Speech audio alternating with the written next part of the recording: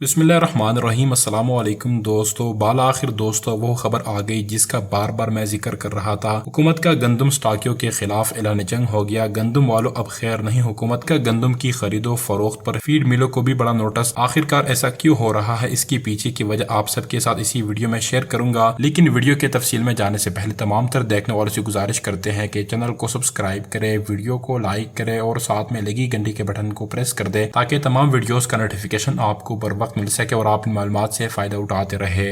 दोस्तों हुकूमत ने पैरा फोर्स को जो है खसूसी टास्क दे दिया ताकि गंदम की जखीरा अंदोजी को रोका जाए और सख्त कानूनी कार्रवाई का हुक्मनामा भी जारी कर दिया। इसके साथ साथ दफा 144 भी नाफिज कर दिया गया। इसके अलावा पंजाब हुकूमत ने फीड्स मिल को भी गंदम की खरीदारी न करने का नोटिस जारी कर दिया और पाबंदी भी आयद कर दी। ये बहुत ही अहम तरीन और बड़ी अपडेट निकल कर सामने आई है। वैसे तो दोस्तों गंदम मार्केट रुकने वाली नहीं है, पर इस तरह की सूरत हाल अगर रियायत न बरती गई तो वाकई में बहुत अच्छे नताइज आ सकते हैं। इसके अलावा आटे और रोटी की कीमतें भी मुकर्रर कर दी गई है। हुकूमत की तरफ से नोटिफिकेशन भी जारी कर दिए गए हैं गंदम के हवाले से। अब खामोश हुकूमत नहीं रहेगी। गंदम की कीमतें इसलिए बढ़ती गई, ऊपर से सैलाब की तबाहकारियां और मौजूद स्टॉक गंदम की जाया हो जाने की वजह से। तो दोस्तों ये अब तक के ताज़ा तरीन अपडेट्स, मजीद जो भी अपडेट होगी सबसे पहले आपको इसी चैनल पर मिल जाएगी। इसी के साथ ही मुझे दीजिए इजाजत। अल्लाह हाफिज।